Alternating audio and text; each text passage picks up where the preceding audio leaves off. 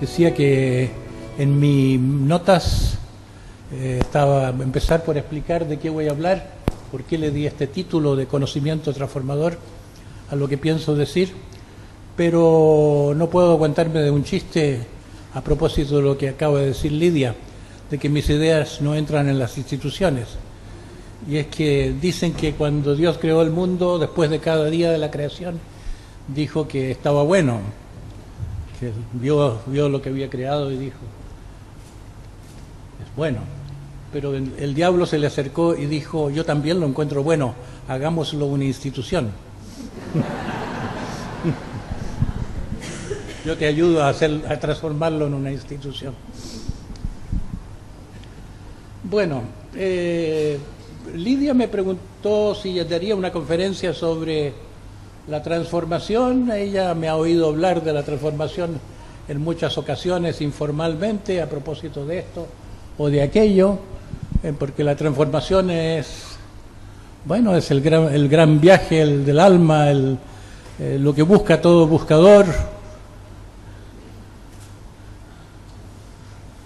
Es lo que hay que conocer. Lo demás son abstracciones. Lo fundamental es el viaje que hacemos. Y aunque diga Antonio Machado que no hay caminos, que se hace camino al andar, es una gran media verdad. Es bueno eso que le digan a uno que no hay camino para que uno no deje de... pero que no se transforma demasiado en un seguidor de cosas que le dicen que por ahí es el camino o por allá. Pero también es cierto que hay un camino y que hay tantos caminos como tipos de personas, se puede ver de diversas maneras. Hay un proceso universal, es como los insectos que tienen un proceso de metamorfosis. Está en la estructura del ser humano atravesar por ciertos cambios de estado. Y a mí me parece que es un problema el hecho de que esto no sea un hecho universal de la cultura, que se reconoce que hay un camino y que hay un punto de llegada. Porque cuando la gente no sabe que hay un lugar, que hay una estrella polar, por así decirlo, que no sabe orientar su navegación por la vida, y se pierde el sentido de la vida. Yo estoy convencido que estamos en esta vida para crecer y para fructificar, para dar fruto, no solo para comernos todo lo que se nos antoja, todo lo que encontramos en nuestro camino, pero para desarrollarnos. Y este desarrollo no siempre es fácil, es un poco como si se nos hubieran invitado a un planeta que es un purgatorio. Tenemos que aprender cosas que duelen. Se nos mandó un mundo difícil. Bueno, digo en metáfora, se nos mandó. Pero aquí estamos. Entonces, si estamos para crecer, no estamos solamente para crecer horizontalmente, más poder, más dinero, más bienes. Estamos para crecer también verticalmente. Y de eso se sabe poco. Ni los psicólogos saben del crecimiento vertical más allá de unas 3, 4 cosas. Las famosas etapas pregenitales de Freud, y ya la etapa pregenital ya es la madurez. De vez en cuando se dice que después de eso viene la etapa de la meditación, la conciencia meditativa, la posibilidad de la mente contemplativa. Con eso empieza un desarrollo místico. Pero solo son tradiciones esotéricas las que hablan de las etapas del camino místico. O llámeselo como se lo llame, porque llamarlo místico en realidad tiene sobre todo el sentido de que místico viene de la palabra mys, que quiere decir callado, que es difícil hablar de esas cosas, sobre todo en un mundo que las desconoce. Entonces me parece que es importante saber que hay un camino. Y para saber que hay un camino hay que darse cuenta que hay algo problemático con el lugar donde estamos. Porque ¿para qué nos vamos a interesar en llegar a ninguna parte si estamos muy bien? Y hay muchas voces que dicen que estamos muy bien. hoy en día a las autoridades les importa mucho que pensemos que estamos muy bien, porque sí es muy difícil gobernar gente que reclama. A todas las autoridades de distinto tipo. Hay una opinión pública que cree mucho en lo que vende la televisión y lo que vende en las noticias, lo que se subraya en las opiniones de la gente experta, y todo eso crea una opinión que todavía sostiene la fe en el progreso. Quiero decir, el progreso científico-tecnológico. Hay gente que dice que estamos muy bien y que vamos a estar mejor mañana. Y creen que son unos enfermos mentales los que empiezan a hablar últimamente de una crisis de la civilización. Pero yo soy uno de esos enfermos mentales que cree que se nos está hundiendo el barco en que hemos venido navegando. Que hay una crisis profunda, no es solo una crisis financiera, una crisis de creencias, una crisis de todo el sistema que hemos construido. Leyendo a un autor que conozco poco, Slavoj Žižek, no sé si conocen Žižek, un serbio,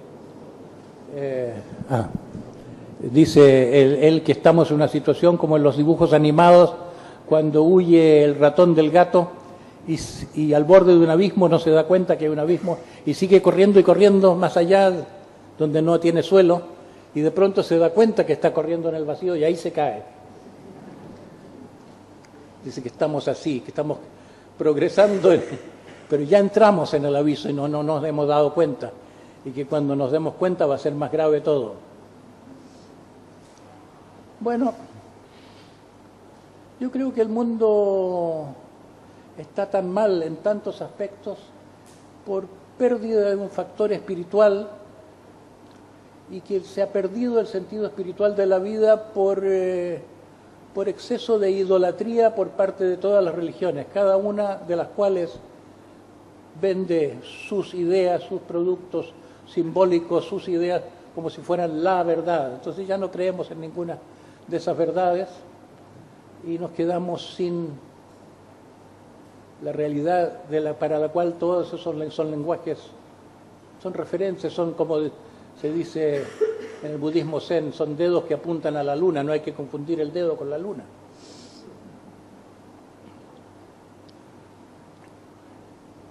Entonces, me parece que comprender que hay camino nos ayuda a encontrar el camino, nos ayuda a hacer camino, pero como decía, para comprender que hay camino hay que entender que uno está mal. ¿Y cuánta gente entiende que está mal?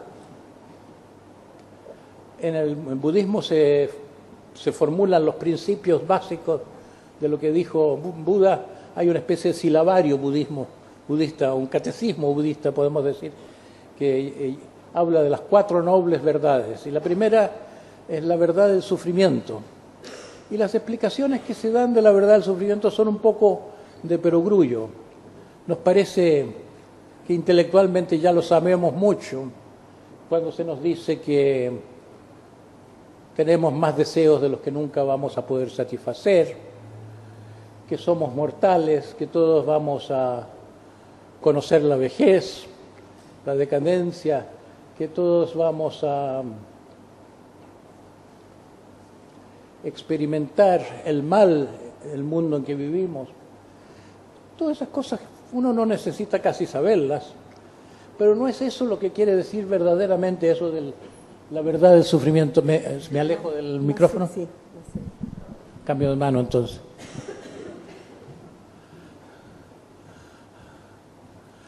La verdad del sufrimiento es algo como lo que descubrió Freud al iniciar el movimiento terapéutico, que la gente sufre sin saberlo, que estamos mucho más descontentos, más insatisfechos de lo que sabe la personalidad superficial que contesta a quien nos pregunta ¿cómo estás? No sé si a ustedes les pasa, pero a mí me pasa mucho que yo digo que bien, y no siempre es cierto. Es como si por conformidad, por uso social.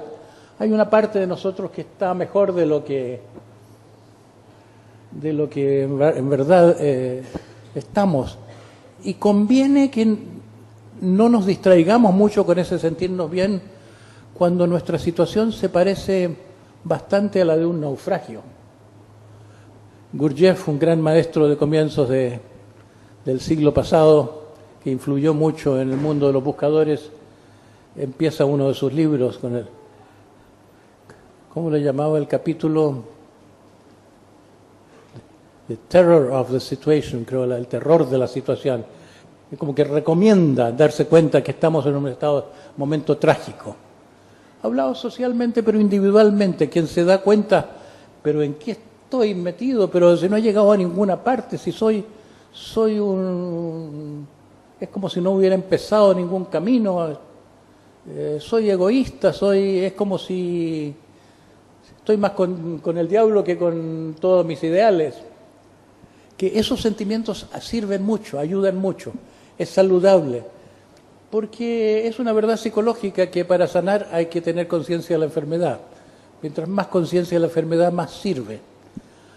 Y una época en que socialmente se hablaba poco de la enfermedad, es cosa de la era terapéutica, pero antes de la era terapéutica los románticos empezaron a decir la verdad de su sufrimiento.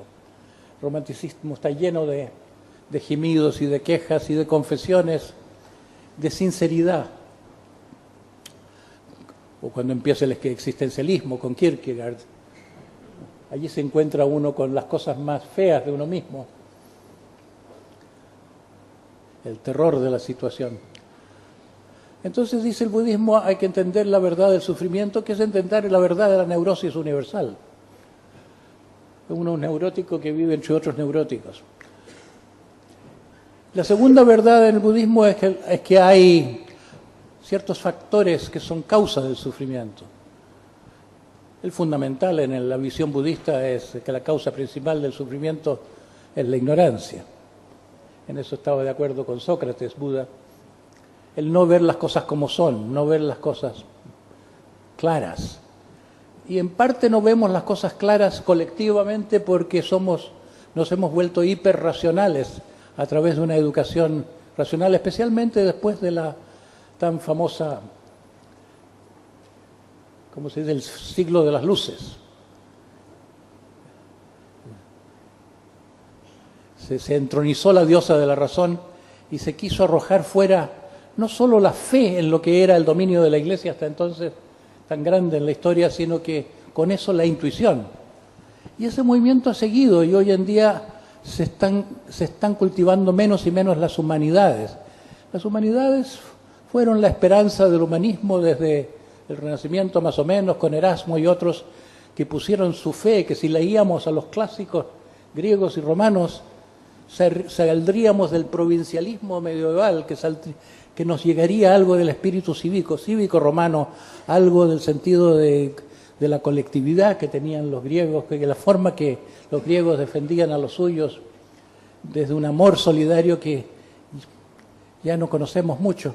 Había una fe, un entusiasmo en traducir a los clásicos para que se nos pegara esa sabiduría, ciertas maneras de ver que no se pueden codificar 1, 2, 3, 4 en un manual escrito en forma ordenada según la razón.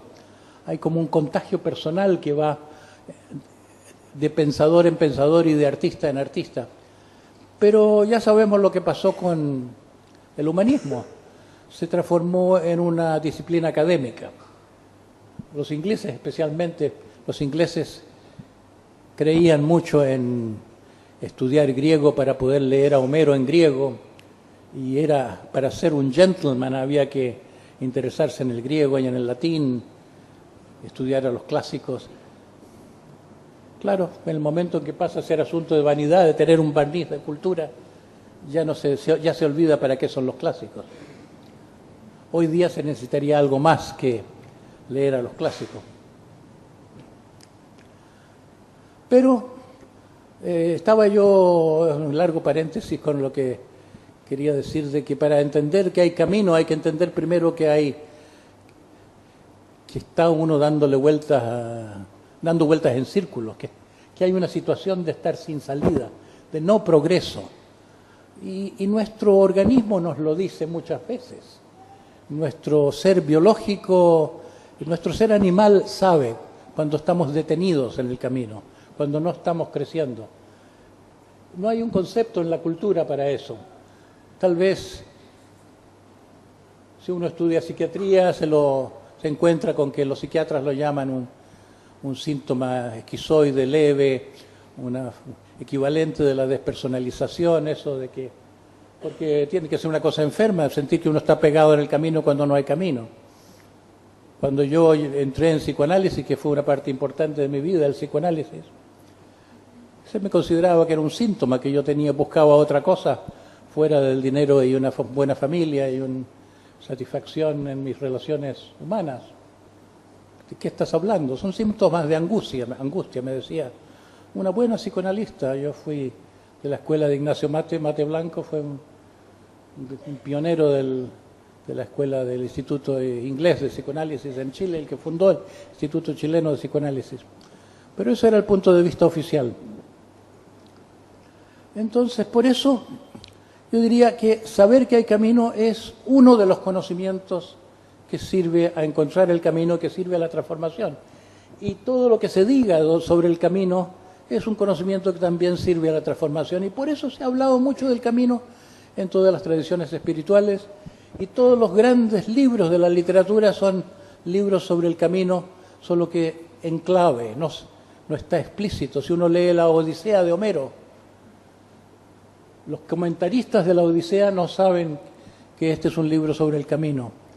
Los comentaristas se interesan en la geografía, de por qué la nave, antes de llegar a Ítaca, pasó por dónde estaba la isla de Circe, dónde estaba cada uno de esos lugares que se describen en el viaje de Ulises, por qué estuvo esos 10 años dándole vuelta. Se interesan en la filología, se interesan en tantos detalles, pero no se dan cuenta que es la parte oscura del viaje interior, que después de la conquista de la liberación de la princesa, tantos cuentos de hadas tienen por tema que hay una princesa que está presa y tiene que ser liberada. El héroe libera a la princesa, ¿conocen esos cuentos?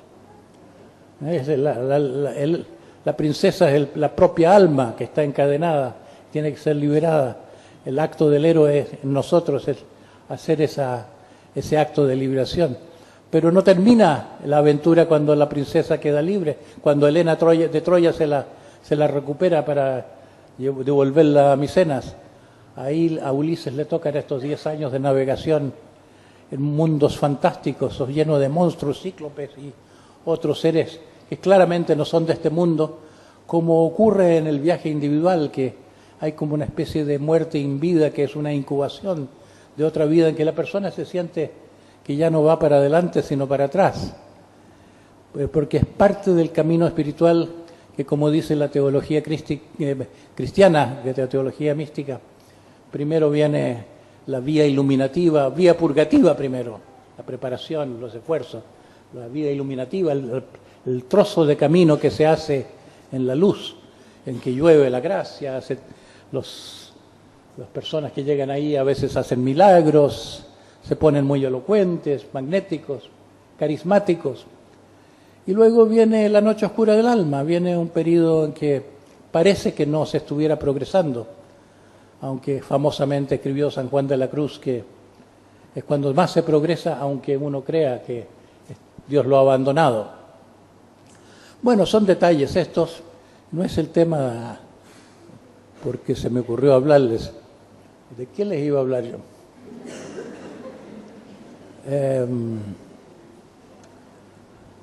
De los aspectos de la transformación. ¿Qué es esto de la transformación?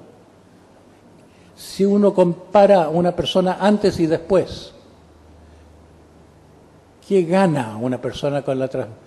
Eso diría el mundo empresarial, si uno quiere venderles transformación a los... ¿Qué ganamos con eso? ¿Sirve para la producción o no? Bueno, lo primero es que la transformación es un paso de la relativa inconsciencia a una mayor conciencia. Se ha dicho de muchas maneras, se ha dicho poniéndole distintos apellidos a esto de la conciencia. Yo creo que hay distintos aspectos que valen la pena ser considerados separadamente. Una persona no transformada, una persona en el estado ordinario de la humanidad, tiene una conciencia limitada del aquí y ahora, del presente. Si uno le pregunta a una persona ¿cómo estás?, volviendo a esa pregunta que hasta yo contesto en automático, si uno se pone a contestar sinceramente, tiene limitada capacidad de decir de cómo está. Es como asomarse a un foso muy profundo. Tiene que tener uno un contacto de gran sinceridad, un contacto de mucha confianza con alguien, para aventurarse a empezar a responder de cómo estás. Entonces, en la vida habitual entre las personas, en las conversaciones sociales, no se habla tanto del presente, se habla mucho del futuro, de los planes, se habla del pasado, de las cosas que uno ha hecho, los logros especialmente, se habla de las cosas que a uno le gustan, se habla de cómo es uno, pero ¿qué pasa ahora en este momento? Comunicación en el presente hay poco porque hay poca vivencia del presente. Es una cosa que debe ser recuperada. Y ha habido medios de recuperar la vivencia del presente, tanto en las vías espirituales como en lo terapéutico. Hoy en día la terapia ha importado de la espiritualidad. Ahora está muy de moda, por ejemplo, la mindfulness. Ha entrado en la educación, ha entrado en la medicina, en la salud pública, esta práctica de tomar conciencia del cuerpo y de tomar conciencia del fluir afectivo en el aquí y ahora. Porque ¿a dónde va a llegar uno en el autoconocimiento si no empieza por el autoconocimiento aquí? Cuando la experiencia sucede, la experiencia no sucede en el futuro, la experiencia, aunque tengamos recuerdos de experiencias pasadas, esa no es una experiencia fresca, es un archivo que tenemos sobre el pasado. Tener conciencia es tener conciencia aquí y ahora. Y para tener conciencia plena, parece que la tuviéramos, pero el que empieza a hacer un camino de desarrollo descubre que tenemos una conciencia muy llena de hoyos, de agujeros. Es como un sonámbulo que no está y no se da cuenta de cuando no está. No nos damos cuenta de cuando estamos inconscientes. No vemos nuestra ausencia intermitente. Por eso, en todas las escuelas espirituales de distintas culturas, es una cosa preliminar a la meditación, simplemente estar ahí. Yo le pregunto muchas veces a la gente qué busca cuando viene a entrar a algún trabajo mío. Alguna gente me dice, lo que yo quiero es estar presente. Pero son personas muy avesadas, son personas de mucha experiencia, que han pensado mucho, que han vivido bastante para tomarle el peso a una cosa que la mayor parte de la gente da por ya sentado. Estar presente. Luego, el autoconocimiento. El autoconocimiento es transformador porque el momento en que uno se mira, sobre todo el momento en que uno se da cuenta de lo que no está bien en uno, de lo que no le funciona, cuando uno se da cuenta de algún rasgo de carácter que le viene de la infancia, que es una repetición compulsiva de algo que no sirve, que le trae problemas con la gente, por mucho que uno insista. Bueno, a veces hay gente que dice, ya me doy cuenta, pero sigo igual. Hay niveles de darse cuenta. Cuando uno se da cuenta a fondo de algo, ya se lo puede tomar con humor. Cuando uno se ríe de sus propios rasgos de carácter tontos, cuando uno se ve a sí mismo como idiota, ahí ya está empezando a hacerse sabio. Pero tarda bastante uno en declararse idiota, uno se está muy aferrado a la autoimportancia. Y el autoconocimiento tiene esta dificultad de que uno es alguien. Y para conocerse a uno mismo uno tiene que hacer una especie de descenso a los infiernos. es tal como lo pinta Dante. Ni el infierno de Dante ni el purgatorio de Dante son agradables. En el infierno, porque la vivencia predominante es no tener alternativas. Ahí va Dante mirando, describiendo los distintos pecados de la gente que están clasificados por los círculos del infierno, los que tienen una u otra de las pasiones y los de los pecados tradicionales. Y es como que él se compadece de esta gente que no tiene alternativa. El purgatorio, él está limpiando los ecos que en sí mismo, de estos hábitos dejados por los distintos pecados. Y es como si llegamos a una época de la vida en que somos dos. Uno que está condicionado, que no tiene otra que ser así, y otro que es una conciencia medio libre que contempla la otra mitad. Y le duele a uno no tener todavía estas lastras, pero al mismo tiempo está contento porque se siente que va avanzando. Es como si la diferencia entre andar en círculos o andar en una espiral, que a alguna parte está llevando este trabajo, pero es un trabajo. El autoconocimiento no es puramente cognitivo, duele, hay que aguantar que uno no era tan ideal como creía, que no era tan perfecto como se había hecho. Estamos todos viviendo una imagen idealizada. Creemos que estamos realizándonos a nosotros mismos. Estamos realizando una imagen muy brillante, gloriosa de nosotros mismos. Confundimos nuestros ideales con lo que somos ya. A veces cuando alguien le dice, pero estás enojado, ¿no? Y uno ahí se da cuenta, es como si uno estaba pretendiendo que uno ya no se enoja. Porque el ideal a uno se le filtra y ya se le transforma en una pseudo realidad. Entonces el aquí y ahora es una forma de conocimiento que diferencia al que va despertando. El autoconocimiento es otra forma. Y hay eso que llamamos la sabiduría, que ya mencioné algo. La sabiduría no es saber cosas, la sabiduría no depende del mundo racional, depende más del hemisferio. Ahora se han investigado mucho mejor estas cosas. No es que un hemisferio se dedique a ciertos contenidos y el otro hemisferio cerebral a otras cosas. Más que nada son dos procesadores distintos, el procesador discursivo y el procesador intuitivo. A veces se compara con la computación analógica. Entonces, el que va entendiendo, el que se va transformando va entendiendo la vida, y que por ir entendiendo la vida está más de acuerdo con la vida, se va aceptando mejor. Cuando se está al comienzo del camino, uno no se acepta nada de bien, pero se engaña al respecto. Uno cree que se quiere mucho. A uno le inyectaron, la cultura le ha inyectado la crítica que uno es egoísta. Y uno confunde, ser egoísta es quererse demasiado. A los niños ya se le empieza a meter en la cabeza que eso es egoísmo. Tienes que ser más comprensivo. Pero los adultos que le dicen a los niños que no sean egoístas no saben distinguir bien lo que es egoísmo y lo que para un niño está bien. A los niños se los castra mucho, se los domestica. Estamos domesticando a nuestros descendientes hace muchísimos milenios. Desde que la especie humana aprendió a domesticar animales, la emprendió con sus hijos y hijas. Es el mismo proceso de socialización, tiene un buen nombre en la sociología.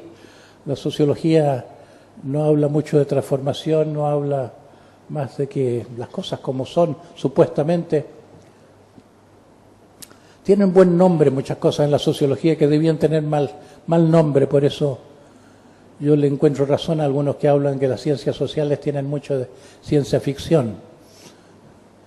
Desde que se quedó al margen del mundo académico el marxismo, con la caída del muro de Berlín, es como que el proyecto neoliberal le quitó la validez a todas las ideas marxistas constructivas, al humanismo marxista, a muchas cosas, como si no existiera la explotación porque se equivocó Marx con alguna teoría económica.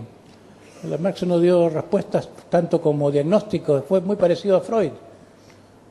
Las 13 divisiones del psicoanálisis hoy que no se hablan la una a la otra están perdiendo prestigio porque se insiste más en la vía de salida, sin darse cuenta que lo principal que hizo Freud es que crear un movimiento social masivo en que la gente se puso a decir la verdad sobre sí misma. Entró más verdad en la cultura.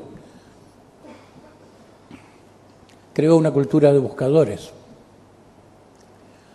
Bueno, entonces, estoy en el tema de qué es esto de la transformación y estoy proponiendo que cuando uno dice la transformación es que haya conciencia allí donde había inconsciencia, son palabras de Freud. Queremos decir distintas cosas y todas válidas. Y lo mismo podemos decir del amor. Un ser que madura, una persona que se encuentra a sí misma, una persona que florece. Es una persona que recupera su potencial amoroso, seguramente perdido en la temprana infancia. Porque en la temprana infancia todo bebé ama a sus padres antes de que aprenda a hacer lo contrario. Resulta que nos plantea la vida una situación muy trágica, y es que la gente que más nos quiere es la gente que nos transmite el virus de la sociedad. Hay un mal un mal que contamina a una generación tras otra. A eso que se ha interpretado como el pecado original se atribuía que era genético. Hoy día ya nadie cree que sea genético. Pero sí, la idea de una peste que es transmisible me parece muy verdadero. Pero ahí perdí el hilo. Es que ya cumplí los 80 hace unos cuantos meses. ¿Tú sabes dónde iba? El amor. ¿Por qué me pierdo hablando del amor?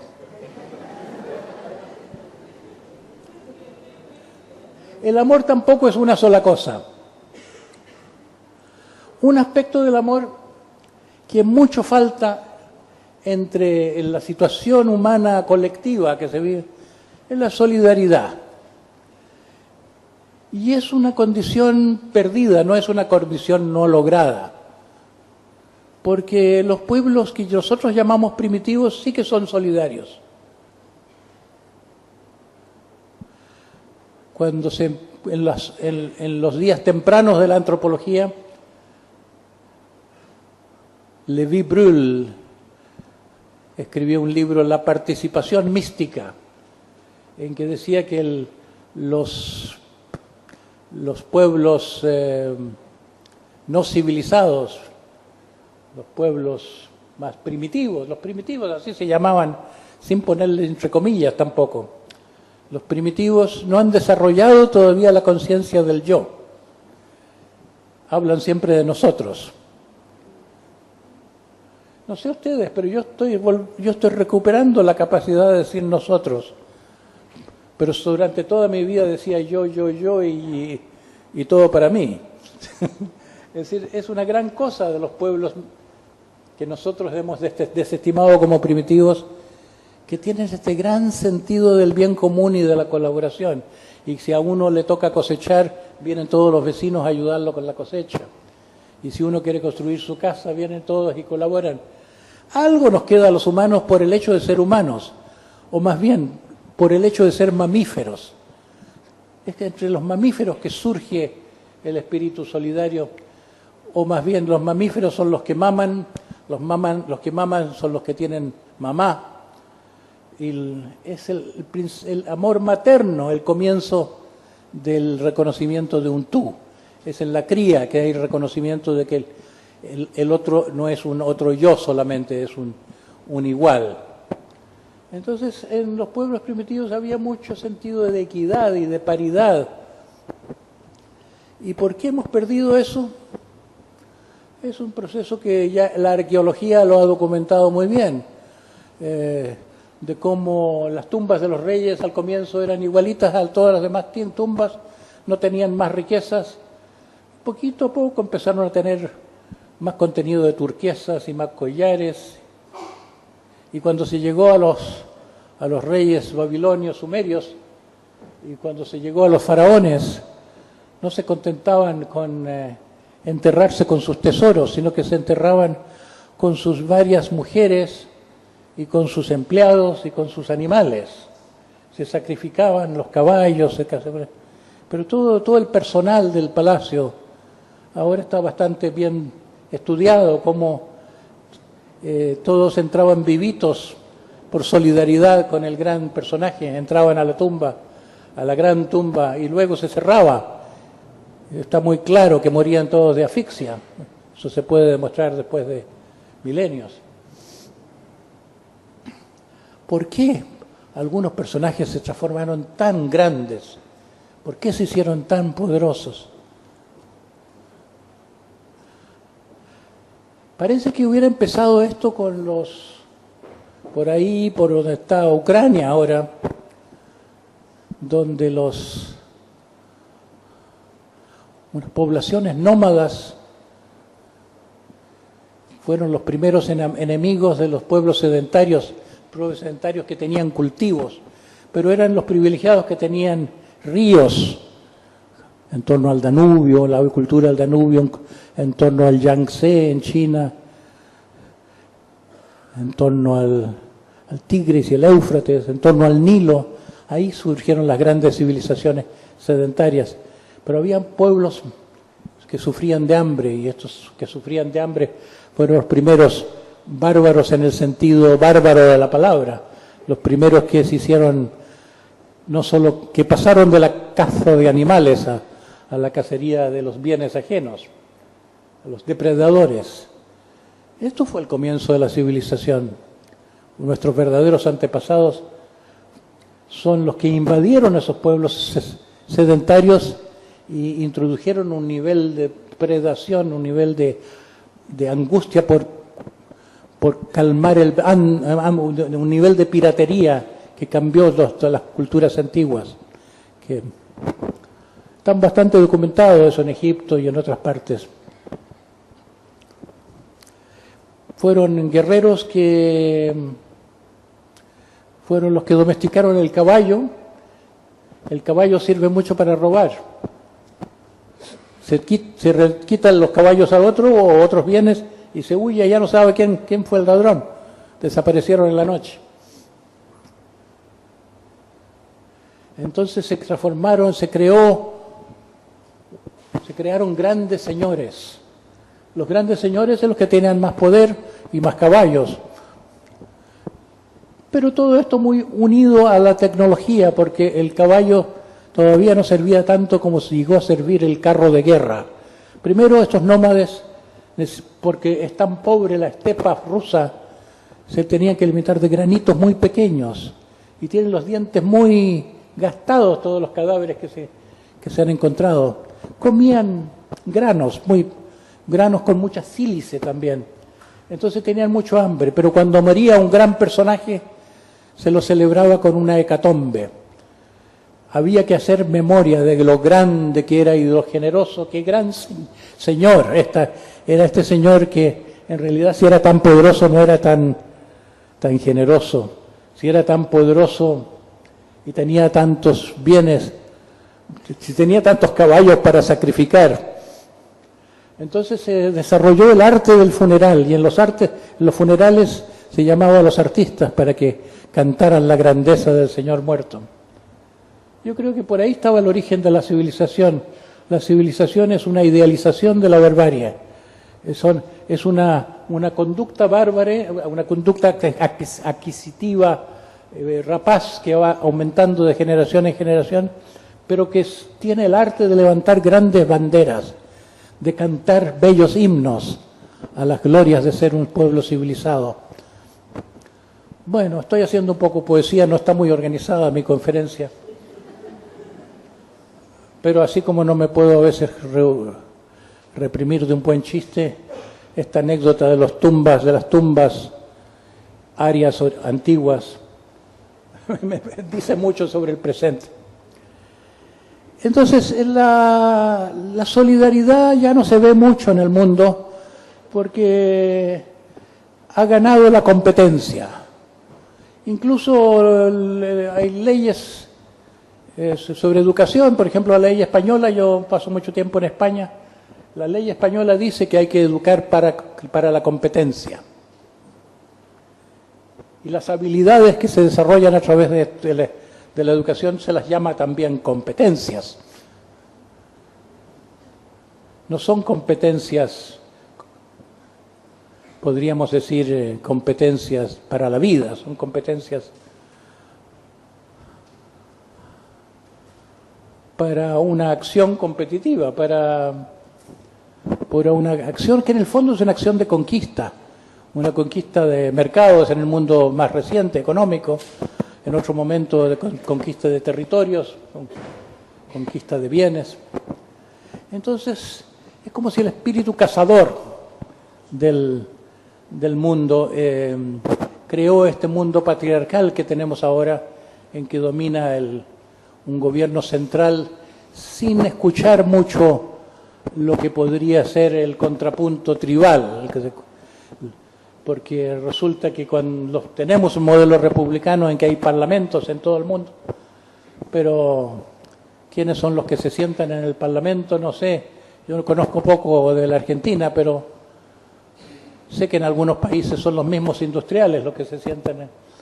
Ya no necesitan hacer lobbying las grandes empresas para que los políticos hagan lo que les conviene a sus intereses, se pueden hacerlo personalmente. Entonces los gobiernos hoy en día se puede poner en cuestión cuánto pueden gobernar. Yo tenía mucha fe cuando mis amigos llegan a presidente.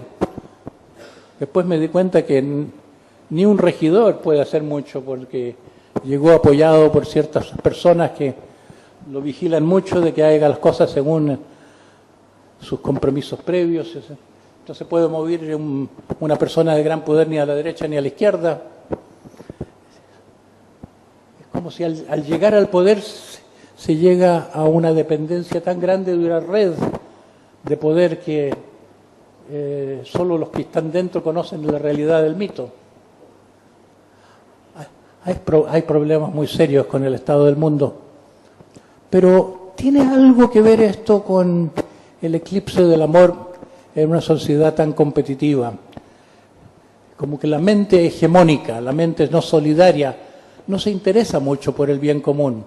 No está de moda esto del bien común.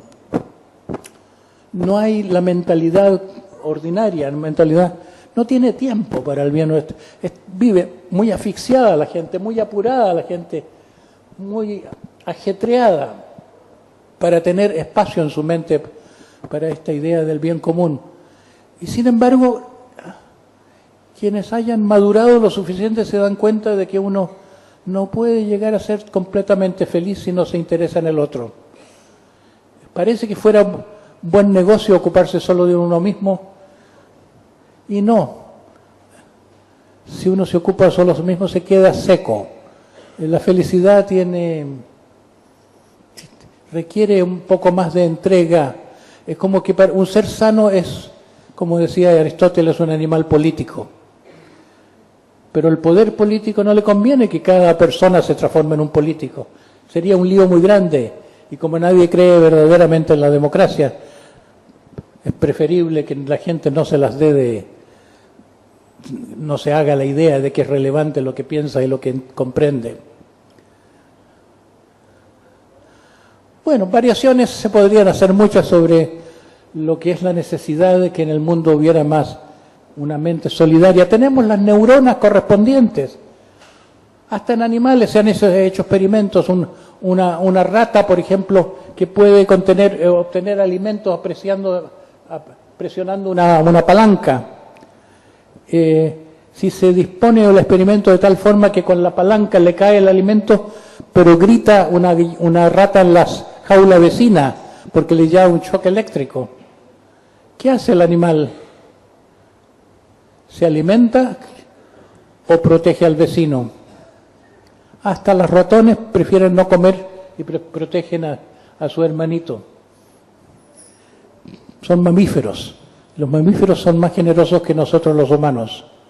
Los humanos hemos superado supuestamente a los mamíferos, poniendo nuestro cerebro amoroso, supeditando nuestro cerebro amoroso al cerebro intelectual tecnológico, racional tecnológico, que es para el cual se nos educa y a través del cual se nos manipula también, pero ese sería un tema más largo.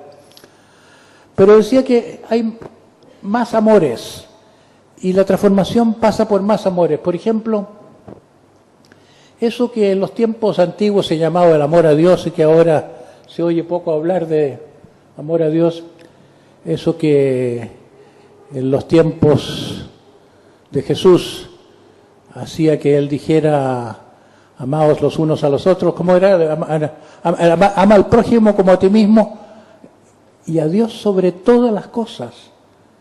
Se le daba más importancia al amor a Dios que el amor a uno mismo o el amor al prójimo. ¿Por qué? Y hoy en día, en un mundo secular de hoy en día, parecería que fueran supercherías antiguas estos de la devoción, ¿no? Como residuos arcaicos de que la vida civilizada ha dejado atrás. Y es que también eso es resultado de la idolatría, de la transformación de la palabra símbolo que se llama Dios, que se refiere a un misterio, tomar la palabra como una realidad. En la época de Nietzsche escribió sobre la muerte de Dios. Y hay teólogos que lo han tomado en serio, hay teólogos que siguen esta línea de la muerte de Dios, la importancia de declarar muerto a ese Dios del siglo hasta el siglo XIX. Hay que renovar la comprensión de Dios, que puede no llamarse Dios, puede llamarse Dharma, en el mundo budista, los taoístas lo llaman Tao, o los confucianos lo llaman Tao.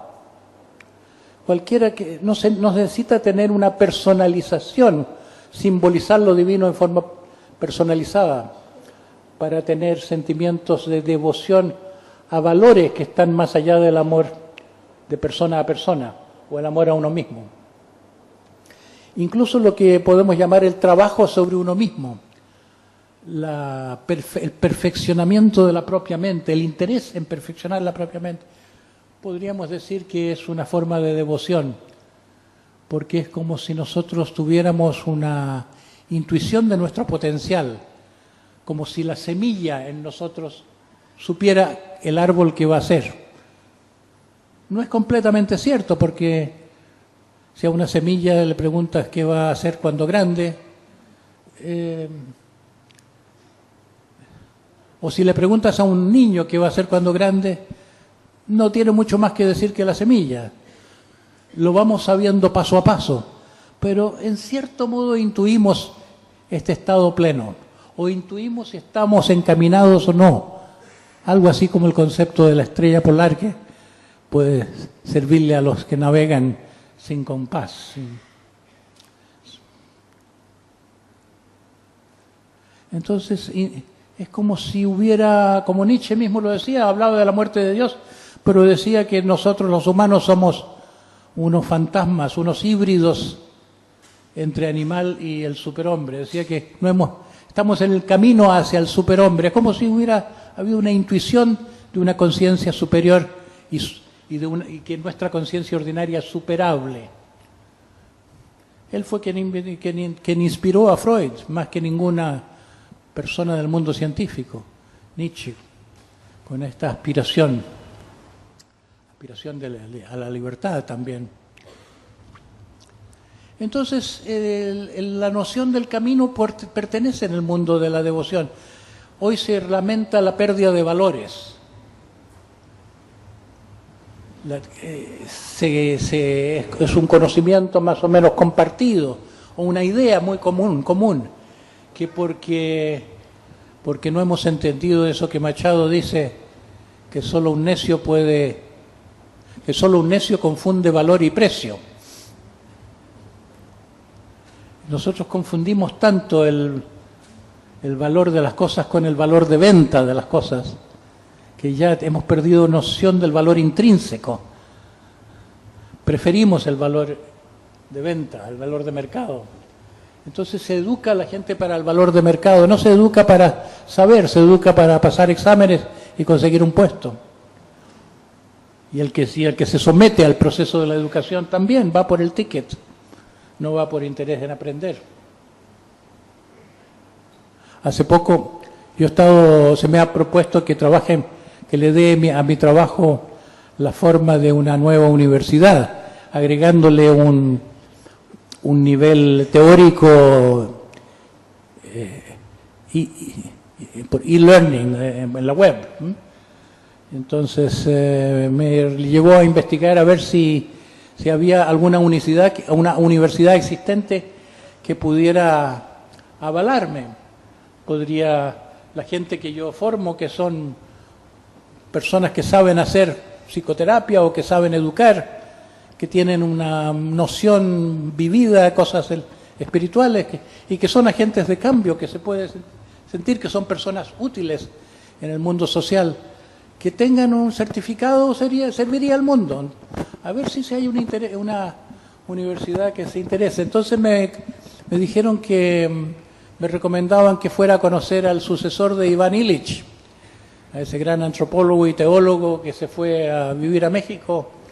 Estuvo en Cuernavaca tantos años. Yo he sido muy admirador de lo que ha escrito Iván Illich. Y fui a hablar con este hombre que ha fundado una universidad que se llama Universidad de la Tierra, en Oaxaca. Y en respuesta a mi primera carta, a mi primer correo, me dijo, pero le digo desde ya que nosotros no permitimos ninguna clase de enseñanza. Para una universidad no permitir enseñanza es bastante radical. Yo había conocido un colegio que hacía así, el colegio Pestalozzi cerca de Quito. La creadora, Rebecca Wild, me explicó, nosotros entrevistamos a los padres y solo matriculamos a los hijos si los padres se dan por enterados que en el colegio no se les enseñará nada. Aprenderán mucho, pero no se les enseñará. Trabajan con ambientes preparados y con la facilitación, el acompañamiento del proceso de aprendizaje. Ayudar a aprender, concepto distinto de enseñar, que es erigirse de autoridad como si tú sabes y el otro no sabe. Que una cosa tiene su potencial idiotizante. Bueno, entonces al final, después de mi visita a Oaxaca a hablar con este hombre,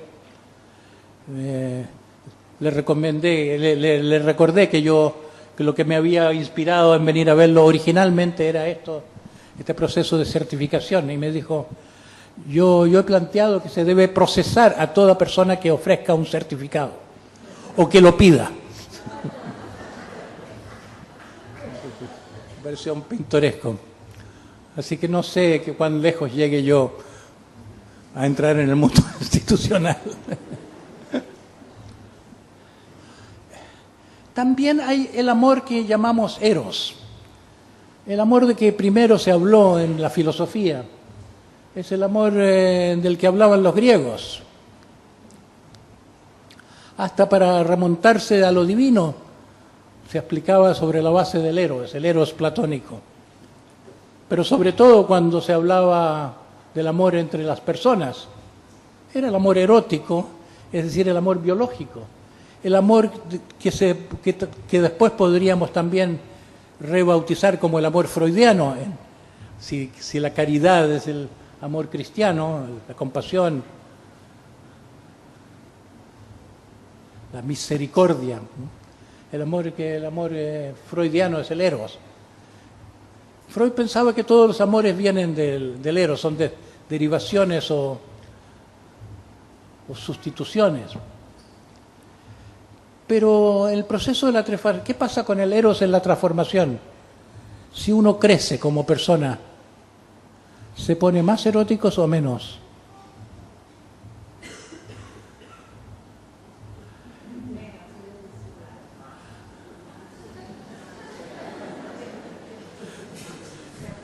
Eso me recuerda la respuesta de qué pasa con el alcohol en el sexo. Aumenta el deseo pero disminuye la performance. Eso lo dice Shakespeare. Hay una cita de Shakespeare que la he visto varias veces.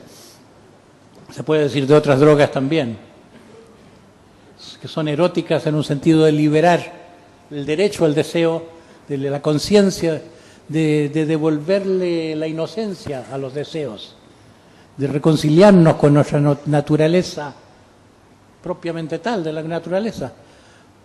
Porque el estado ordinario de la persona civilizada es un estado muy dominado por el espíritu represivo. No son solo los tiempos victorianos en que la gente tenía problemas con el placer. Yo pregunto muy a menudo con auditorios más pequeños con a ver cuál es el amor que más le falta a uno. ¿Le falta a uno más compasión? ¿Es que uno es un duro? ¿O a uno le falta más devoción? Uno es un narcisista que se siente que no hay Dios más allá de sí mismo, que la admiración le queda cosa de niños. Yo no miro para arriba. Hay personas que no saben lo que se pierden, porque quien no se hace pequeño es una persona que se le hace pequeño al mundo entero. Para sentir lo grande hay que hacerse pequeño.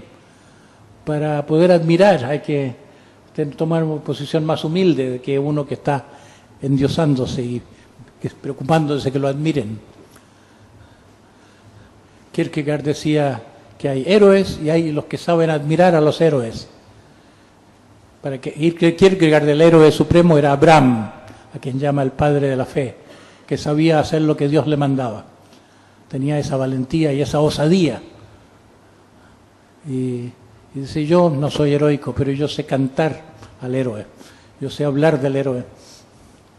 Entonces, son variantes distintas de ese principio admirativo que completa la vida, hace más grande la vida de uno que lo tiene. Esa forma de devoción, sentido de los valores. No hay sentido de la justicia, de la belleza, en uno que vive para comer.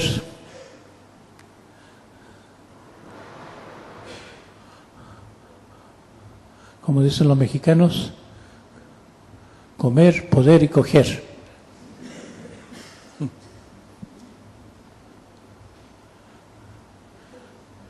El eros, yo creo que la persona que se le va liberando a sí misma se hace más presente.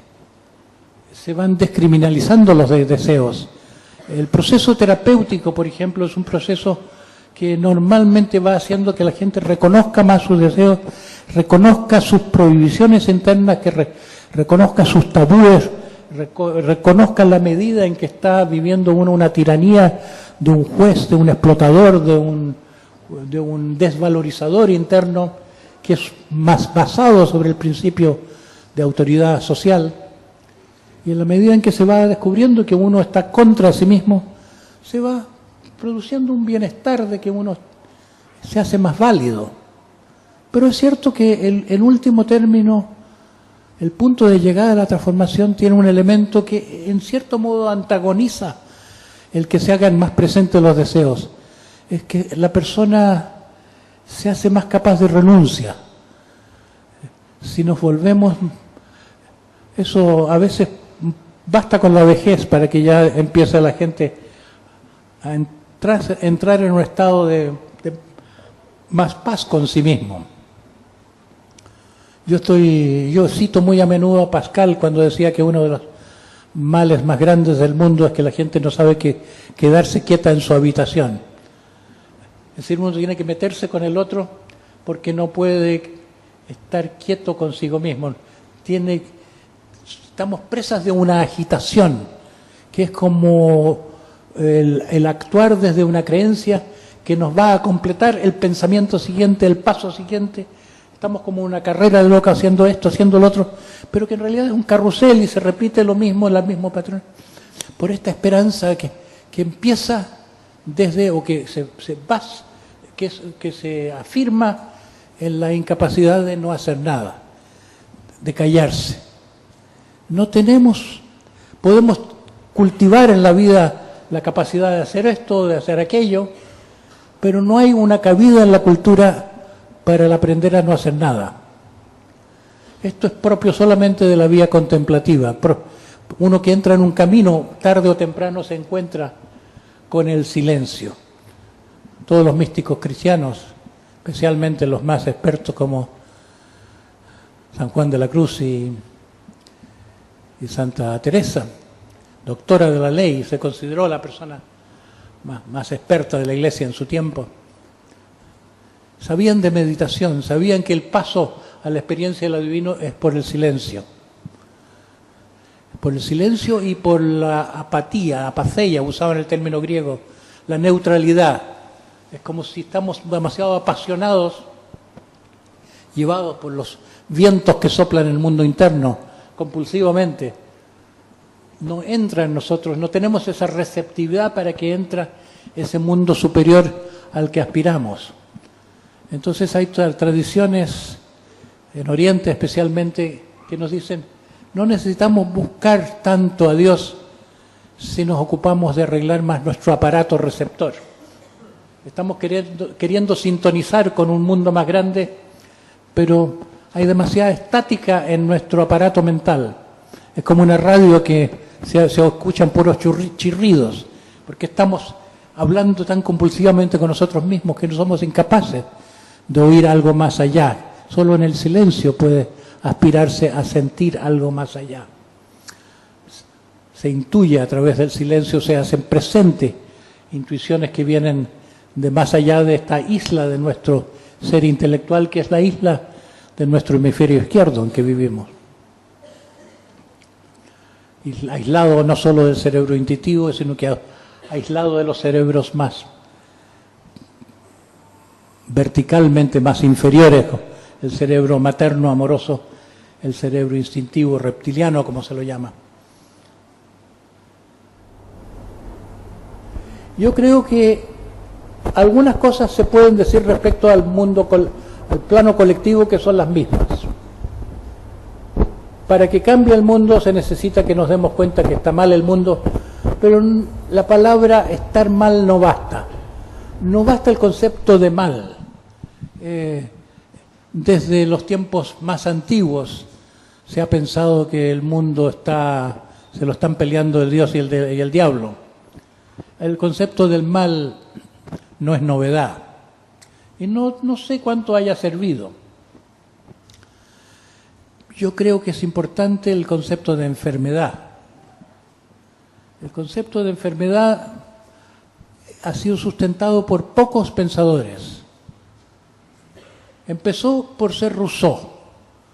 Rousseau fue el primero que elocuentemente formuló que lo que llamamos ahora la neurosis es algo que nos pasa por contaminación cuando caemos en un mundo enfermo. No era enfermedad la palabra que usaba, pero describía la noción en forma muy elocuente de todas maneras. Una disfunción. Yo creo que en el momento en que cambiamos la palabra mal por patología, esto de la lucha contra el mal se transforma en concepto de sanar la civilización. Sanar tiene que ver con comprender, pasa por poner conciencia y atender amorosamente al problema. Sí, hay dos grandes estilos de resolver problemas en el mundo.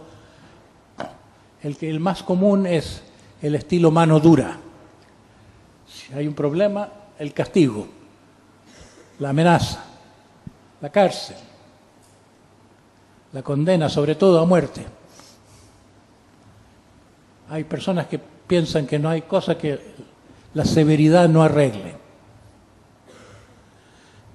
Y hay personas que piensan que ya está pasado de moda ese modelo.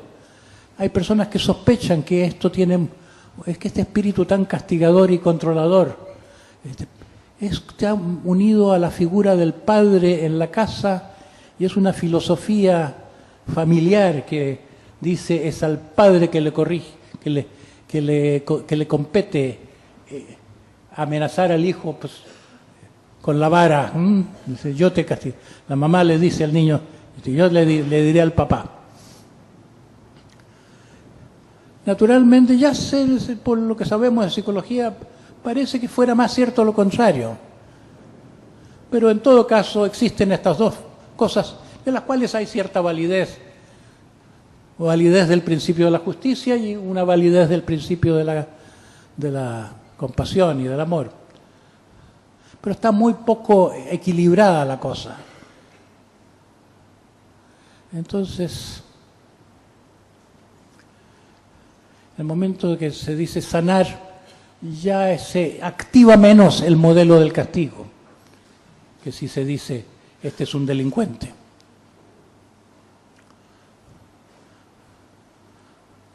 Para tener este concepto del mundo, el mundo enfermo, lo revivió Marx, no Marx, lo resucitó Freud, con el concepto de la neurosis universal. No es de los conceptos que más se han comentado, pero a mí me parece que de las cosas fundamentales que echó a rodar Freud. Cuando descubrió que él mismo era neurótico como sus pacientes, de ahí le faltó muy poco para decir, pero todos somos iguales. Todos tenemos un complejo de Edipo, todos tenemos una neurosis. El concepto de la neurosis universal sirvió un poco, pero no se hizo efectivo, no empezó a entrar en la opinión pública, digamos, hasta la contracultura, en los años 60, tanto en América como en Argentina, que eco tuvo, pero sí que lo tuvo fuerte en Francia, en Europa en general, los años 60. Había como una conciencia colectiva que el mundo está al revés, que el mundo es patológico, sin necesidad de retórica. No había mucha intelectualización al respecto, había como una percepción directa, una intuición de que buscar una contracultura, una forma alternativa de pensar, de atreverse a diferir con respecto a la conformidad sistémica, la conformidad casi universal, que es un llamado tan fuerte. Yo diría que estamos en una cuarta ola de ese pensamiento, de que estamos en una sociedad enferma, con gente como Castoriadis y otro que habla de la crisis de la civilización. Yo empecé hace unos 15, 10 años por ahí a hablar de la crisis, que la civilización está enferma, que hay que sanar la civilización. Pero me criticaban a mí, ¿por qué usas esa palabra tan grande, civilización? Ahora son varios los que están repitiendo, es crisis de civilización. Lo que creamos hace más o menos 6.000 años es eso, está siendo obsoleto, eso no está funcionando. No hemos llegado a tener una forma de vida sustentable, si no tenemos siquiera una economía compatible con seguir creciendo al ritmo que estamos creciendo. Si nos estamos comiendo la biosfera, ¿qué más se puede decir de otras formas de la vida, otros aspectos? Entonces, la conciencia del mal, la conciencia de que hay un camino. ¿Qué sería conciencia de que hay un camino en lo colectivo? No es que se pueda arreglar un mundo problemático, porque eso lleva simplemente a la impotencia. Eso nos hace sentir más y más ante la complicidad de las cosas que están como tirar la esponja. No tenemos claridad suficiente para actuar, para tener visión. Pero sí que el punto de partida de que hay un proceso de transformación colectiva, yo creo que sería una visión fecunda para la transformación. Yo personalmente pienso que es así, que son niveles de transformación y no creo que pueda haber una sociedad feliz, una sociedad libre, sin que haya individuos felices y libres, sin que haya transformación individual. Esto es un pensamiento muy antiguo. Lo tuvo Licurgo, uno de los 9 sabios de la antigüedad, o de los 7 sabios que eran de la Grecia antigua, el fundador de Esparta, que se fue a preparar a Egipto para poder llegar a ese liderazgo. Y su idea fundamental fue, para que haya una sociedad feliz tiene que haber individuos virtuosos. Y para que haya individuos virtuosos tiene que ser una prioridad política la educación para la virtud. Esa fue la grandeza de Esparta, solo que en un sentido limitado de lo que se entendía por virtud. Porque yo diría que hoy en día hay que ponerle una nota al pie de la página de que virtud no es lo que llamamos hoy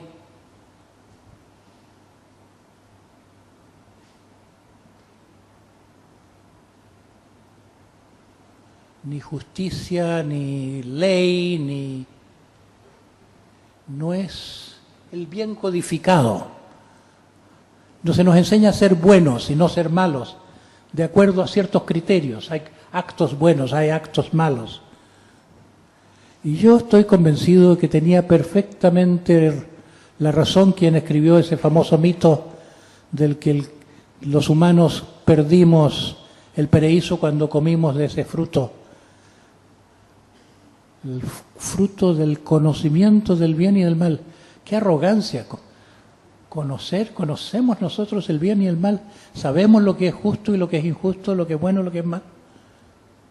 La tradición judía, curiosamente, dice, fuera más allá del texto, en el comentario rabínico del texto, que solo Dios puede conocer el bien y el mal.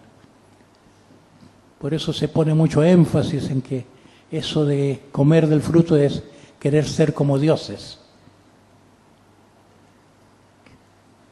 Ser como dioses, conocedores del bien y el mal. Dios puede conocer tan profundamente cada ser humano para juzgarlo. Es una posición que lleva menos gente a la cárcel. Que es curioso que mientras más creemos saber con lo que es el bien y más queremos imponer el bien, y más queremos imponer el bien a través de la técnica de la mano dura, metiendo gente a la cárcel, más se nos vuelven un problema las cárceles. Ahora ya no se puede sustentar tanta gente en las cárceles. En las cárceles del mundo, mientras más civilizado el país, más gente en la cárcel. Y eso no es solo una pérdida de fuerza de trabajo, sino que cuánta disrupción familiar, cuánto sufrimiento de la generación siguiente. Las cárceles no le arreglan la cabeza a nadie, está de más decirlo. Es como que hay un espíritu vengativo que se disfraza de justiciero, muy vinculado al fenómeno del perfeccionismo. El espíritu policial se pone máscara de yo quiero solamente ayudar, lo hago por tu bien. Hubo un estudio psicológico de los antecedentes de los nazis, cómo eran los padres de los nazis. Y Alice Miller, una psicoanalista suiza que conocí muchos años atrás, escribió eso sobre cómo era muy abrumadora la mayoría el predominio de esa actitud, por tu bien te lo digo. Hay padres que nos obligan a esto o aquello por nuestro propio bien. Así es el mundo civilizado. Iván Illich, a quien citaba yo como el que originó esta actitud de no enseñanza para preservar la equidad en el mundo de la educación. Iván Illich lo entrevistaron antes de su muerte, 5 días le entrevistaron, una larga entrevista, que luego se transcribió y publicó como un libro, Ríos al norte del futuro, no sé si existe en castellano. Y este hombre que era teólogo, que fue teólogo antes de hacerse antropólogo y otras cosas, y activista, él decía que existe una forma del mal en la sociedad contemporánea que no tiene precedentes históricos, que nos hemos perfeccionado en la maldad, en la destructividad, que es una de las cosas que ha progresado en el mundo, que se ha refinado la maldad. Y que si se busca la coyuntura histórica de este desarrollo, él, que es especialista en estudios medievales, llegó a la conclusión que fue la Iglesia Católica. Que paradójicamente la nobilísima intención de inculcar el camino de Cristo produjo este desarrollo diabólico. Porque una cosa es la experiencia de Cristo, otra cosa los intermediarios que te dicen tienes que ser igualito a Cristo, igualmente bueno, y portarte de tal y cual manera y creer en tales y cuales cosas. Entonces dice Iván Ilich, a ver si recuerdo en latín cómo era. No recuerdo el latín, pero es como que la corrupción de lo máximo se vuelve lo pésimo. Él decía, Jesucristo fue el Hijo de Dios. Él era una persona que pensaba así, a pesar de lo muy moderno de muchas de sus ideas, pero él pensaba que la religión cristiana fue la religión que tuvo como inspiración al unigénito, ¿no? El único caso histórico, Hijo de Dios. Entonces lo que hizo la Iglesia con ese más alto de los lirios, produjo una fetidez que no se produce cuando se corrompen cosas más bajas. Cita también a Shakespeare, hay una línea de Shakespeare, que cuando se pudren los lirios, huelen peor que las demás flores. No sé si alguien ha olido lirios podridos, si es cierto, pero yo sé que la carne animal huele peor que la carne o que las proteínas vegetales. Mientras más alto en la evolución parece que las cosas se ponen más fétidas. Los sesos deben ser muy, muy fétidos cuando se pudren. ¿Qué le pasa a la civilización?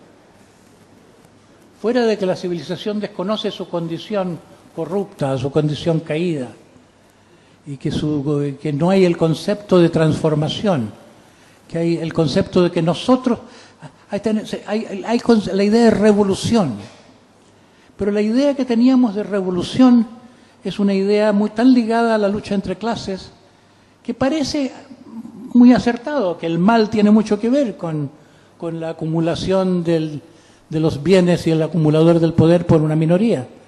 Es muy cierto eso de que hoy tenemos una democracia en que gobierna el 1% para el 1% y por el 1%.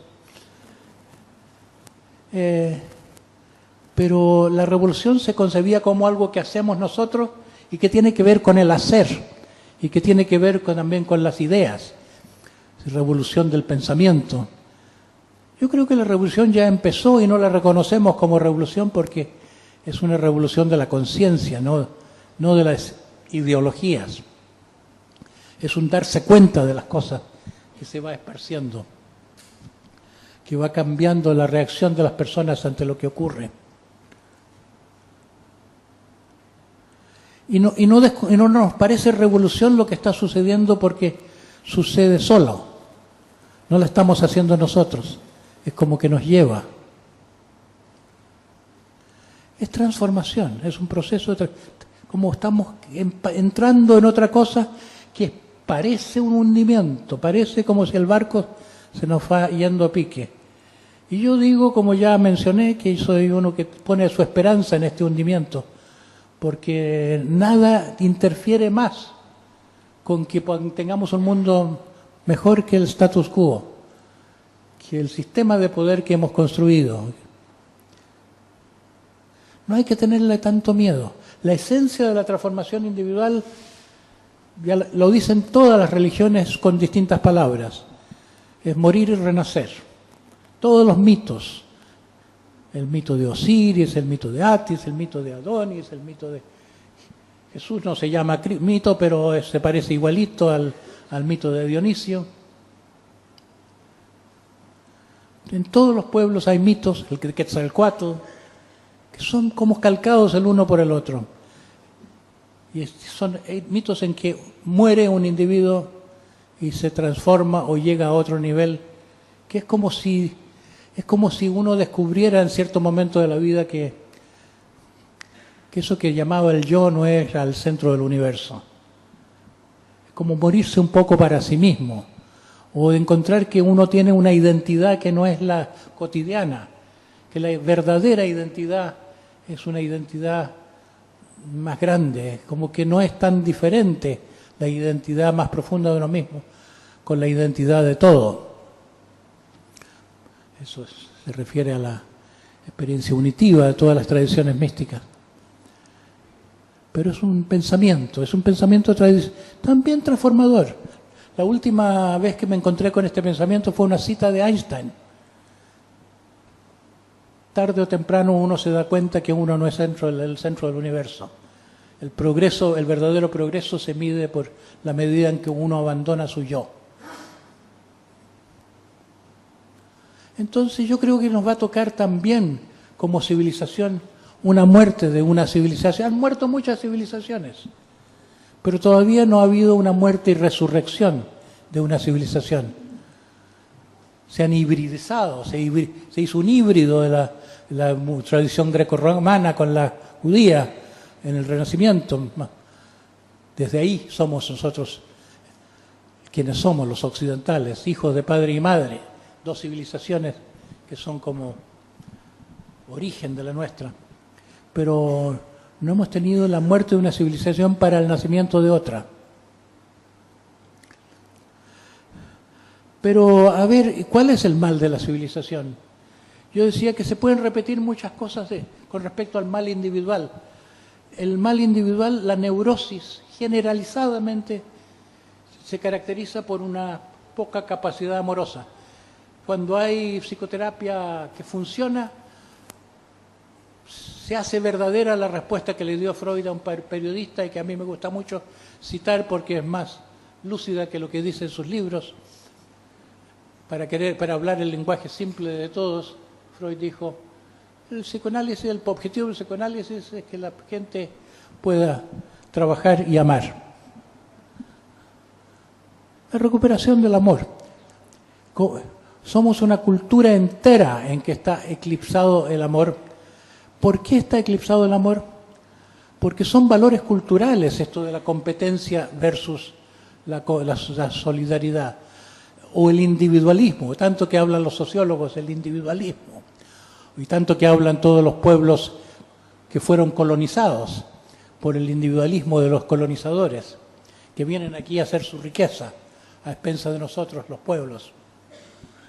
Se les hacía caricaturesco a los indígenas norteamericanos ver al tío Sam venir aquí a predicar el progreso y llenando su bolsa de dólares, expropiando las tierras, quitándole sus bienes. Entonces, los griegos decían que debía ser una prioridad la educación, pero los verdaderos educadores son los legisladores. Depende de los legisladores crear una sociedad que enseña la virtud. ¿Cómo va a enseñarse nada bueno en una economía como la que tenemos? Nada educa el egoísmo más que la realidad en que vivimos. Si uno no coge sus pedazos, se queda hambriento. No funcionaría ninguna empresa si se predican las virtudes tradicionales de una o de otra tradición espiritual. Se ve que eso no corre. El que no está enterado, uno que habla ese lenguaje. Hay una pérdida de realidad. Pues, ¿qué se hace con ese desfase? Entonces, yo creo que, sin embargo, el reconocimiento de que el espíritu del solidario, la dimensión de interés de las personas... ¿Alguien está en desacuerdo conmigo? ¿O se está aburriendo?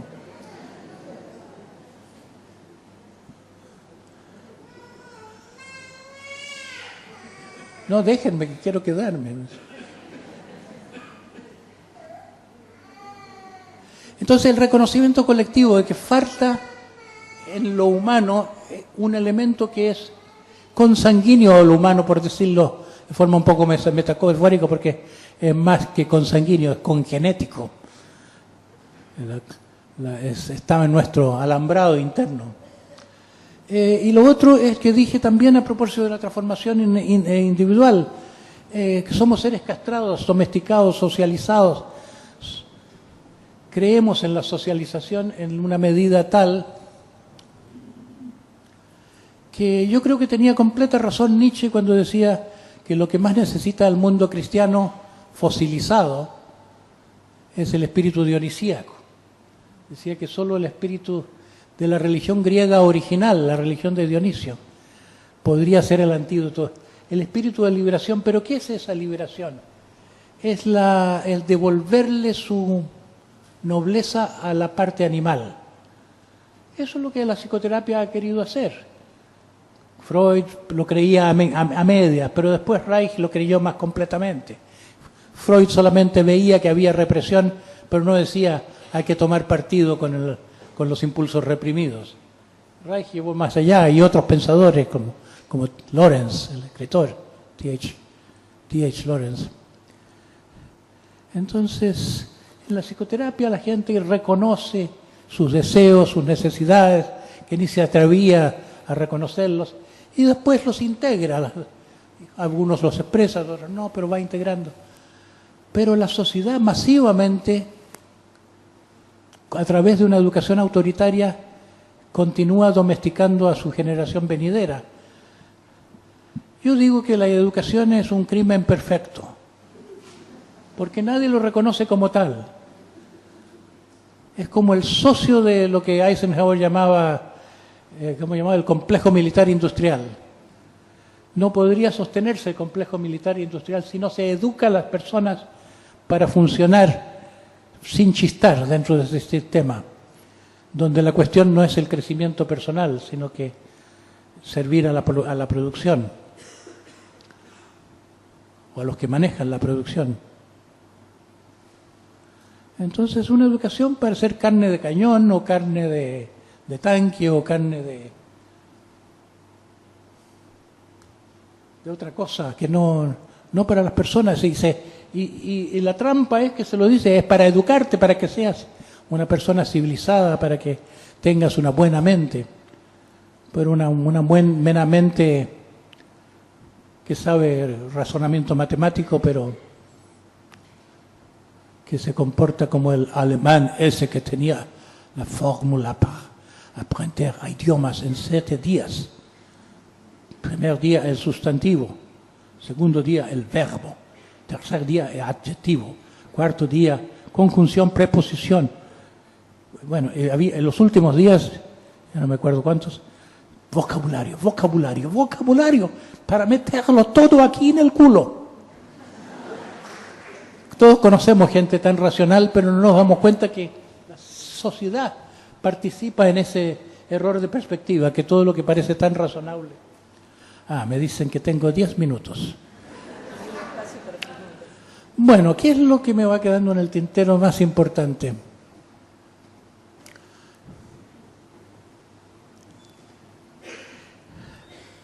Yo soy un convencido de una visión antropológica que no está en los libros. Yo lo llamo una antropología trinitaria. Así como Freud reconoce 3 instancias psíquicas que más o menos se corresponden con el intelecto, con el corazón y con la panza, un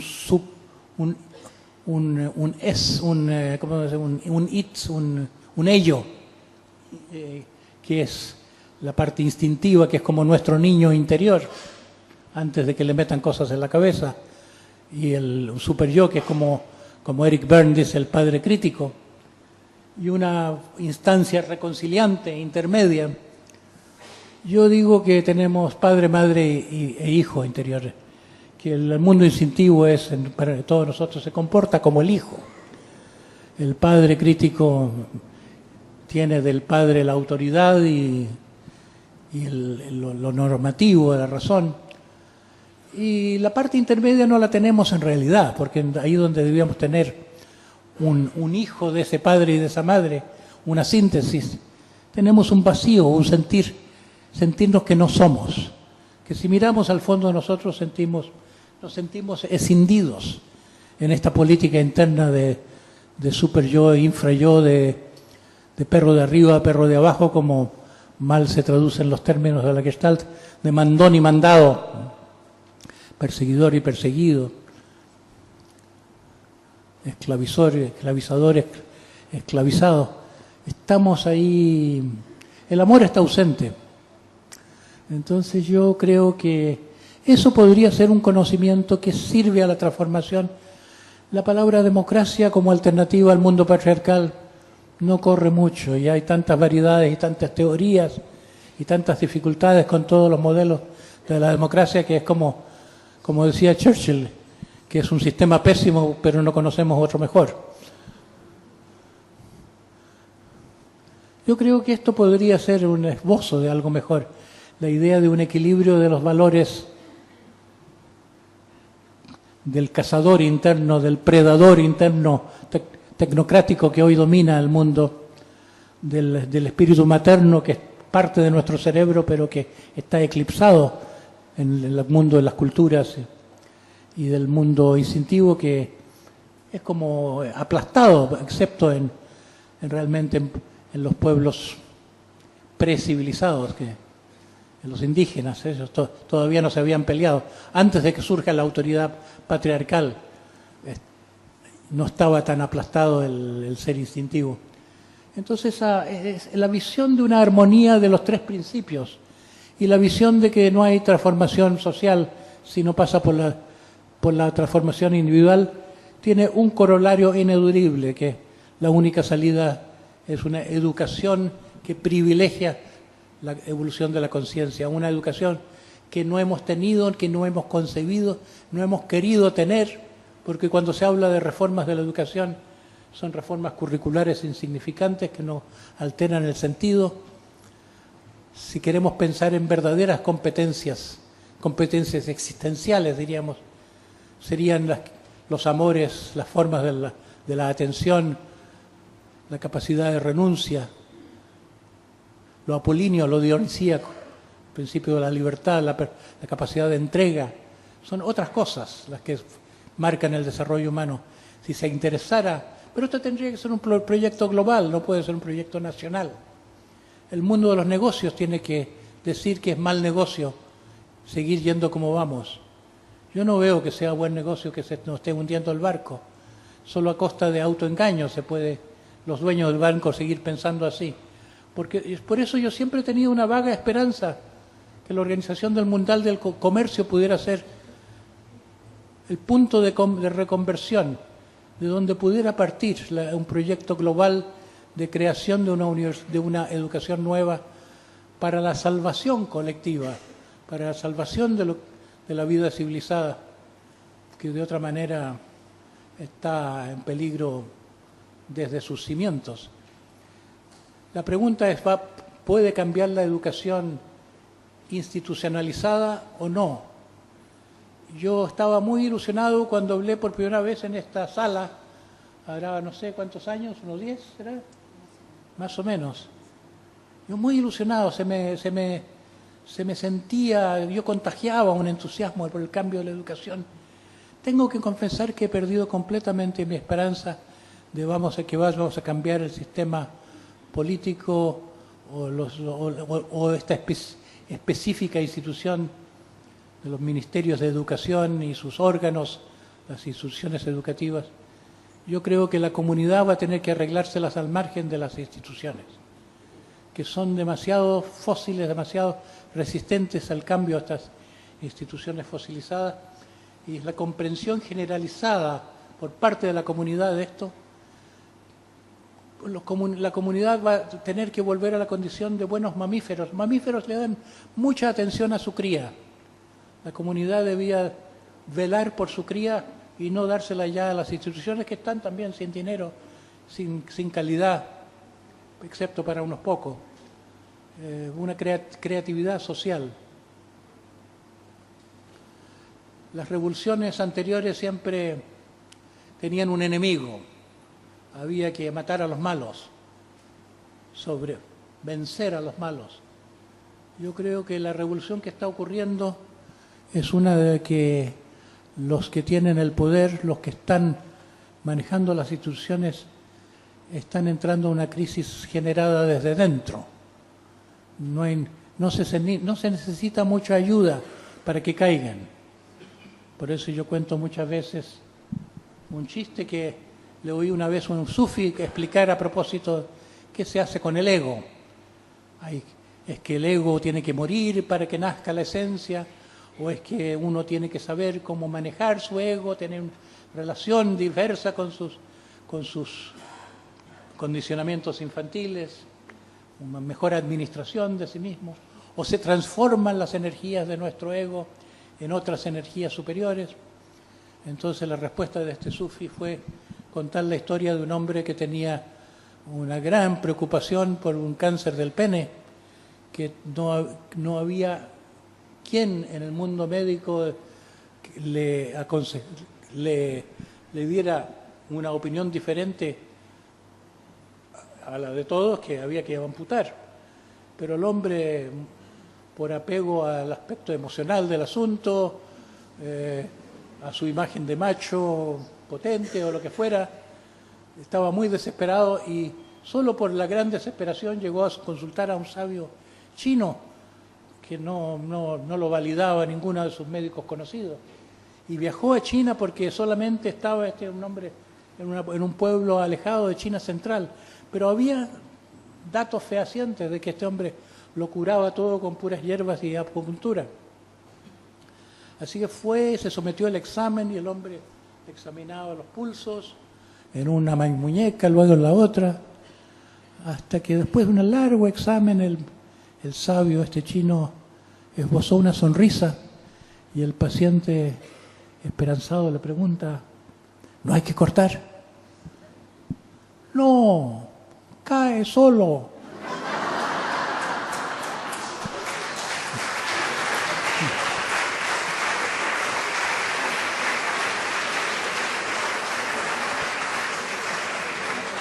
Entonces yo creo haberles dado una buena noticia. Tengamos esperanza de que con el gran patriarca, en el otoño del patriarca que estamos empezando a vivir, queda el campo libre para la creatividad de una sociedad en apuros, con menos recursos de los que había en otro tiempo, pero tal vez con una creciente fe, con una enajenación que va en disminuyendo. El Tao es como quien dice el Dios, aunque dicen los taoístas que el Tao es abuela de Dios. Es un concepto muy metafísico que no sé si se entenderá así con solo decirlo. A mí me parece muy interesante que el Tao pueda ser abuela de Dios, es decir, algo que está más allá de nuestra visión antropomórfica de Dios, está en una zona misteriosa de la realidad. El Tao es la inteligencia central de todo, que al mismo tiempo no hace nada. Por eso cuando Lao Tse le aconseja al emperador cómo debe gobernar, le dice: tú gobierna como el Tao, tú no hagas nada, todo se hace solo. Si tú estás quieto, todo se autoorganizará en torno a ti. Entonces, la virtud fluye del Tao. Y el Tao es un término que se traduce también como el camino, se traduce a veces como la naturaleza, y se traduce como la verdad, es la verdad profunda. Bueno, estas palabras son familiares. Hay un personaje histórico muy conocido que dijo: yo soy la verdad y la vida y el camino. Precisamente estas tres nociones. Jesucristo, somos todos el camino y la verdad si llegamos a ser nosotros mismos. Estamos desencaminados, pero somos en el fondo el camino. Hay una parte de nosotros que está en sintonía con el Tao, pero nosotros no estamos en sintonía con esa parte.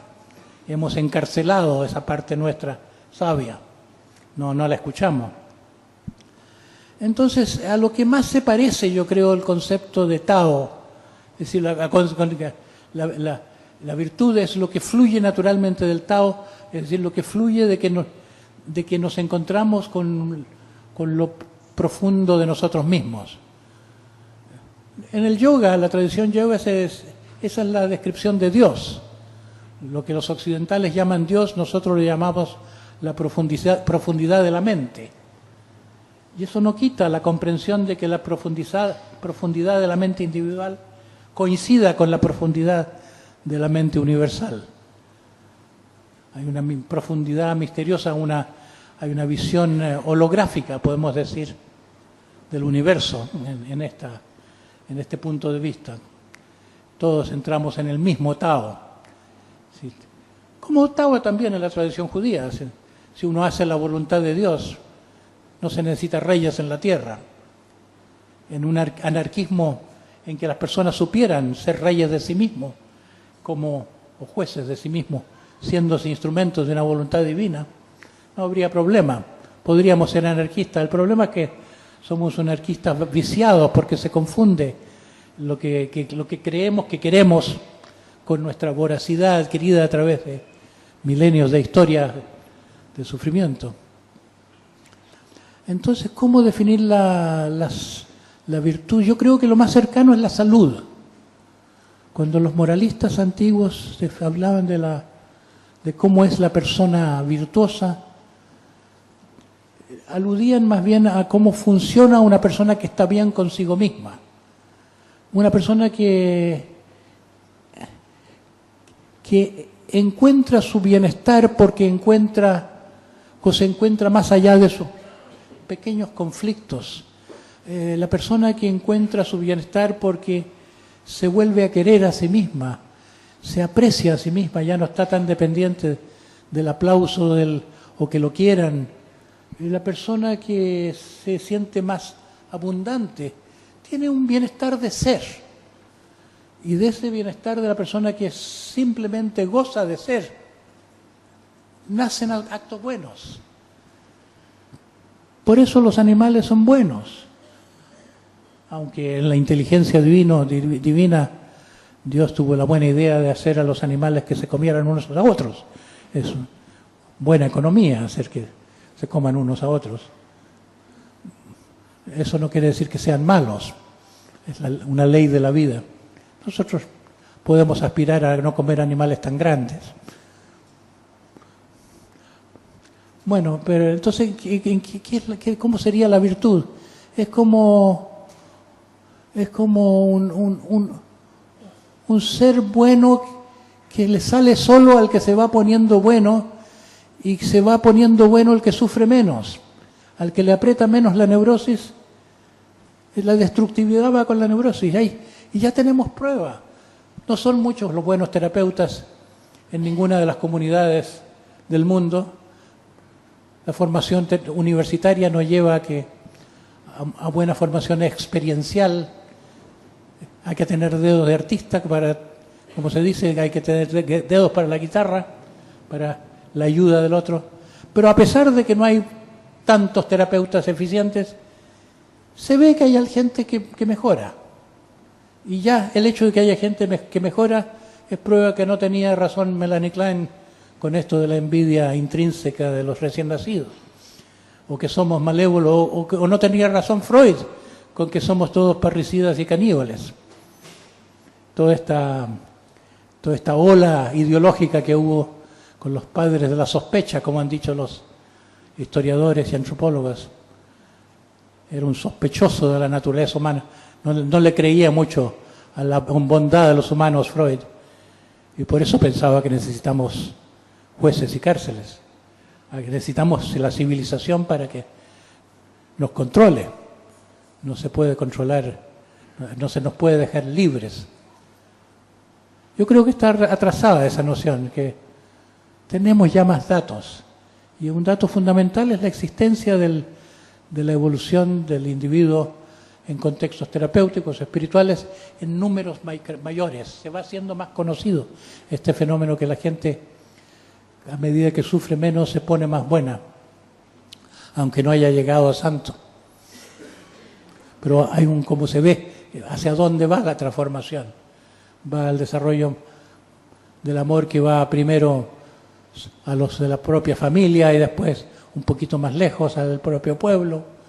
Después se forman los nacionalismos, pero los nacionalismos son un poco todavía parecidos al espíritu del fútbol. Un equipo contra otro equipo, un partido político contra otro político. Todo es la misma cosa, la política, el fútbol, el nacionalismo es como el egoísmo llevado a gran escala. Mi pueblo mejor que tu pueblo. Es uno de los grandes problemas que va quedando en el mundo, porque está tan idealizado. La patria se ocupa de su propia propaganda, de su propia autoridad. Así que la virtud también se hace sola. El problema somos nosotros. Tenemos que quitarnos del medio. Nosotros somos como la mosca que está sentada en el arado. Sí, según el refrán, ¿conocen? Circula en Argentina, como en Chile, Aramos dijo la mosca. El mosquito, Aramos dijo el mosquito, para que está ahí sentado en el arado. Nosotros decimos, yo hago. Sentimos que nosotros vivimos nuestra vida. ¿Cuán cierto será? Ahora hay investigaciones neurofisiológicas que muestran que nuestras reacciones vienen antes de nuestras decisiones. Se puede medir si uno va a apretar una palanca o no en un experimento antes que nosotros tengamos conciencia de la intención de apretarla. Tal vez nos atribuimos que, como el mosquito, que estamos viviendo nuestra vida es lo que nos pasa mientras nosotros creemos que estamos al volante. Lo que no quiere decir que no haya la posibilidad de evolucionar, que los ideales nos llevan a evolucionar, porque los ideales llevan a un proceso de transformación en el futuro, pero no podemos en este momento ser quien queremos como Schopenhauer decía, podemos hacer lo que queremos, pero no podemos querer lo que queremos. Cerramos.